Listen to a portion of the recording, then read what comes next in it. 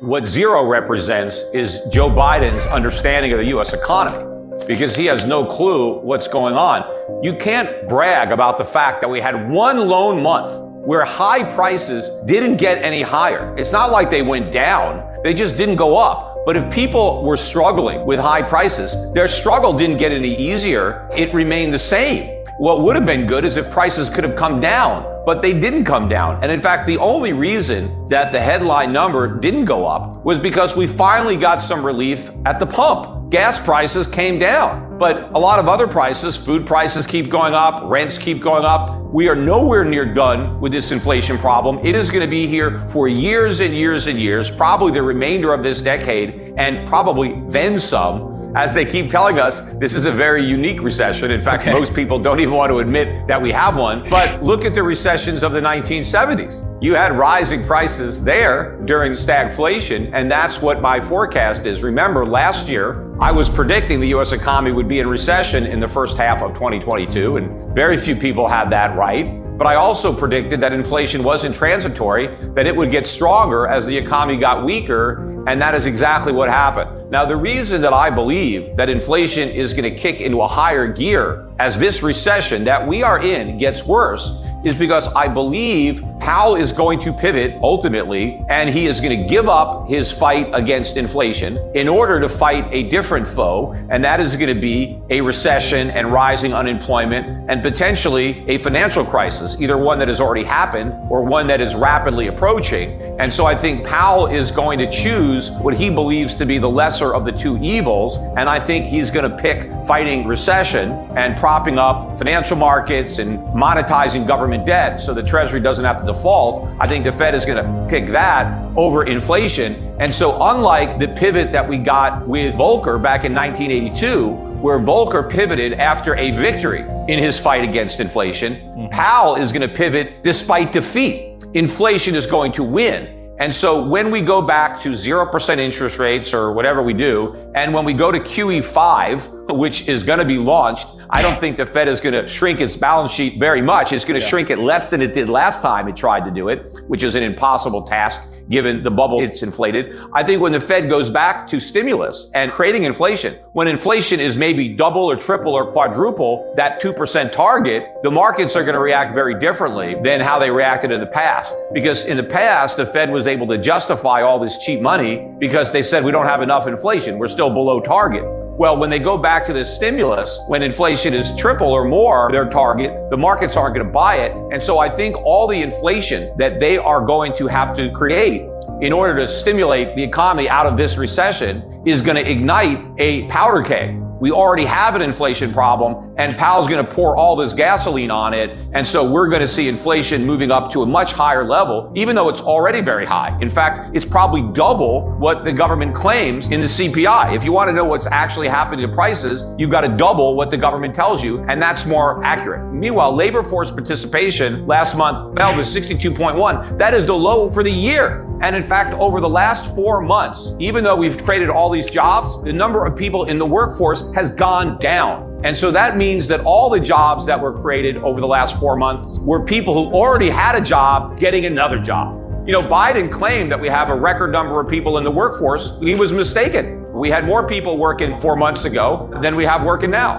The record high for the number of people working is before the pandemic. So even though we've recovered the jobs that we lost prior to the pandemic, it's only because the same people have multiple jobs. We haven't recovered the workers. We still have a lot of workers that were working prior to the pandemic that haven't rejoined the labor force. We can't have a soft landing because a soft landing means we avoid recession. So by that definition, we've already crashed, or it's a hard landing. It is what it is. And so you have all these Keynesians that somehow believe that inflation is caused by economic growth. They also think it's caused by too many people working. They think there's a trade-off between unemployment and inflation. They think if there's not enough people unemployed, you're going to have more inflation. And the way to get rid of inflation is to put people out of work. All of this is Keynesian nonsense. Inflation is not caused by the private sector. It's not caused by growth. It's not caused by people working. The only people working that cause inflation are the people at the Fed who are running the printing presses or pushing all the buttons that are creating all the money. That's where inflation comes from. And they create inflation in order to monetize U.S. government debt. So the federal government runs a big budget deficit. The Federal Reserve prints up money to buy those bonds, and that inflation enters the economy. It's got nothing to do with growth or people working. As a matter of fact,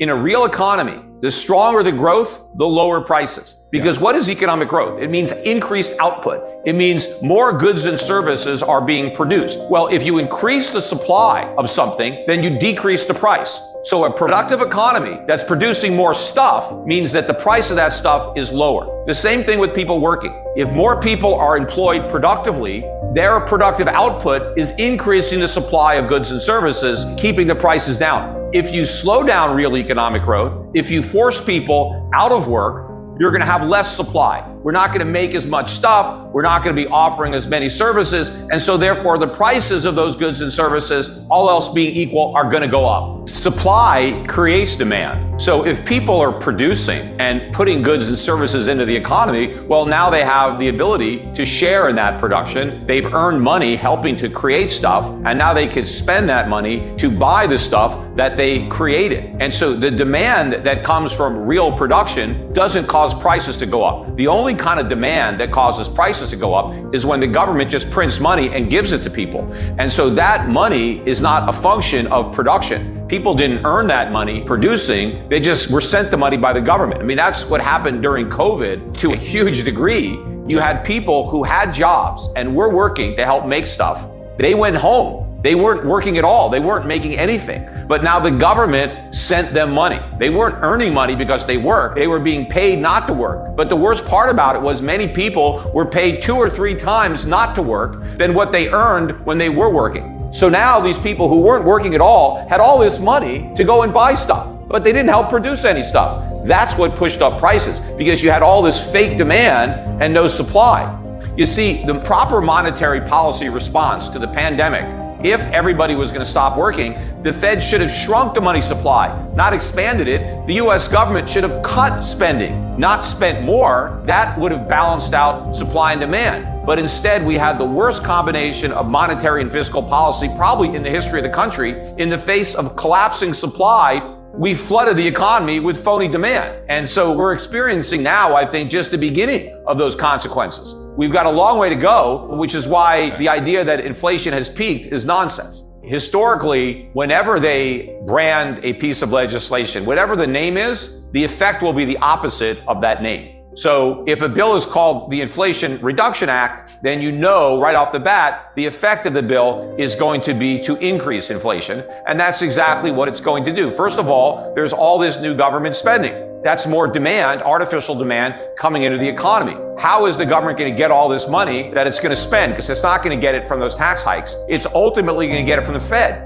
The Fed is going to have to print more money to monetize those debts. Now, even if the Fed doesn't do that and the government has to find private buyers for those bonds, well, then it's going to crowd out investment in the private sector. And so that's going to mean fewer things are going to be produced because the private sector is going to have less money to invest in capital and things to improve productivity. And so that ultimately causes prices to be higher. So will the increase in corporate taxes, because to the extent that corporations have to pay higher taxes, it comes at the expense of lower investment. So if corporations have less money to invest in plant and equipment and expanding supply, that ultimately puts upward pressure on prices. What the government needs to do to reduce inflation is reduce government spending. We need a bill that cuts government spending. The government is doing the opposite. They are increasing government spending. So what they're doing is they are throwing gasoline on a fire that's already burning hot. The government makes everything more expensive. It's the free market that makes things less expensive. So if we want to help put downward pressure on prices, we got to get government out and let the free market in. Now, in fact, they may be cutting interest rates before the end of this year, but it's not going to be because they've won a victory over inflation. It's going to be because the economy is in a much more severe recession than the one it's in right now. In other words, this recession that's here is going to get worse, and that's going to force politicians to try to do something. You know, once the political pressure is greater because of unemployment and the economy, then the Fed is going to switch its attention from inflation. But the inflation problem is not going to go away. It's just that this other problem is going to loom larger in the eyes of the Fed. And I think what's driving the markets is this bad news on the economy is good news for the markets, because it means the Fed will pivot sooner. And before it pivots, it will raise rates less than it might have raised, absent the bad economic news. And again, you still have all of these Keynesians out there that think bad economic news is good news on inflation. They think the weak economy will weaken inflation. It won't. It is going to strengthen inflation, especially when the Federal Reserve and the government respond to the weakening economy with more stimulus, because that stimulus is inflation. So they're going to start creating more inflation, even though we already have too much inflation. And so the problem is going to get much bigger than the markets understand.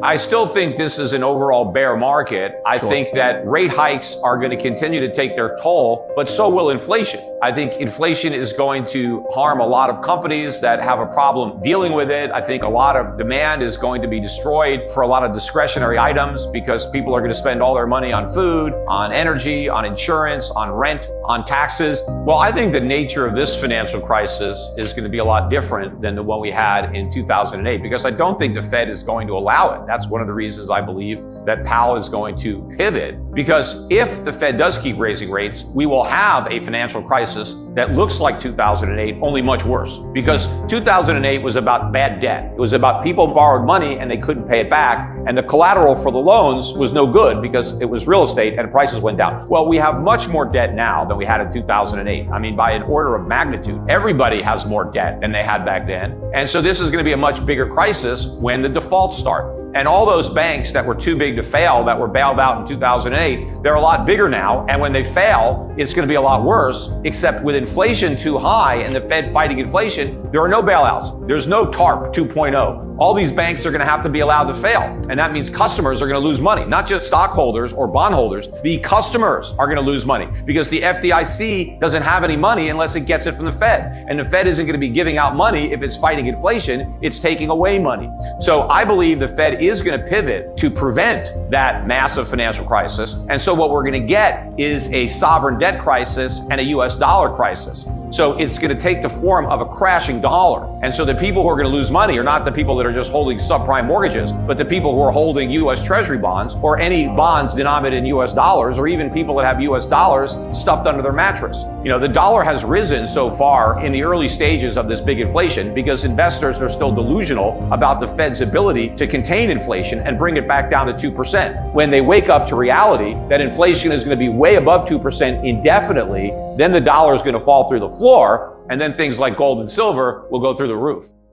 Remember, in 1971, the U.S. defaulted on its obligations because Nixon took us off the gold standard. But prior to that, if you owned a Federal Reserve note and you were a foreign central bank, you owned an obligation of the United States government to pay you gold. Federal Reserve notes were notes for gold. And the U.S. government defaulted on those notes. We told all of our international creditors, we promised to pay you gold. If you had $35, we promised you an ounce of gold. And they did a couple of devaluations first, but that wasn't enough. And then Nixon said, you know what? We're going to default completely. We're going to give you no note gold for your notes. We're going to pay nothing. So that was an official default. And then gold went from $35 an ounce up to $850. So people who had U.S. Federal Reserve notes thought they were going to get a certain amount of gold. They ended up getting a fraction of that gold because the value of the dollar imploded relative to gold because we defaulted on that promise. And I think it's going to lose its status as the reserve currency, and that is going to be a game changer for the U.S. economy because we rely on the ability to exchange the paper we print, U.S. Federal Reserve notes, dollars, for the goods the rest of the world produces.